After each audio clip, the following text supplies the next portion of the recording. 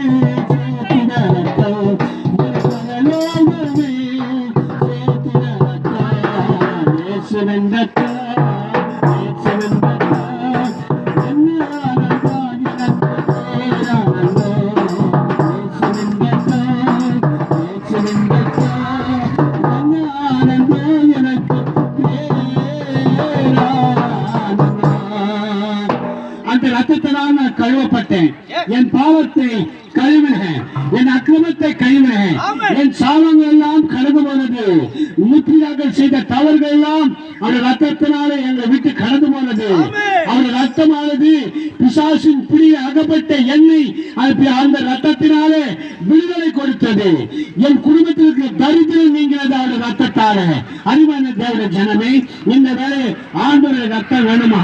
ஆண்டவரை சுத்திகரித்து ஆசீர்வதிக்க வேண்டும் என்று சொன்னால் அவரை நோக்கி பாரு. உனக்காக அடிக்கப்பட்டாரு, உனக்காக காயப்பட்டாரு, உனக்காக ரத்தம் சிந்தப்பட்டாரு, ஒடுக்கப்பட்டாரு, மறித்தாரு, மூன்றாம் நாள் உயிரோடு எழுந்து பேசிக் கொண்டிருக்கிறார். உன்னை ஜீவிக்க முடியாது. அறிவான தேவனுடைய ஜனமே, இந்த ஆண்டவராகிய கர்த்தரை ஏற்றுக்கொள்ளும் போது கர்த்தர் உங்களை ஆசீர்வதிக்க வல்லவராக இருக்கிறார்.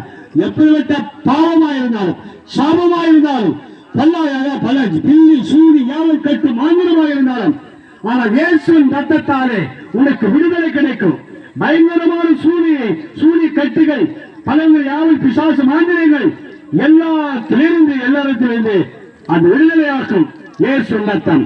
அந்த ரத்தத்துக்குள்ளாய் ஆண்டவராக கழுவப்பட வேண்டும் என்று சொன்னால் உனக்காக சின்ன ரத்தத்துக்குள்ளே கழுவணும். ஆண்டவராயை கர்த்தரை ஏற்றுக்கொள்ளுங்க. கர்த்தரை ஆசீர்வதிக்க வல்லவராய் உங்கள் கூடாரங்களிலே உங்கள் திருச்சபையை புதிய அதாவது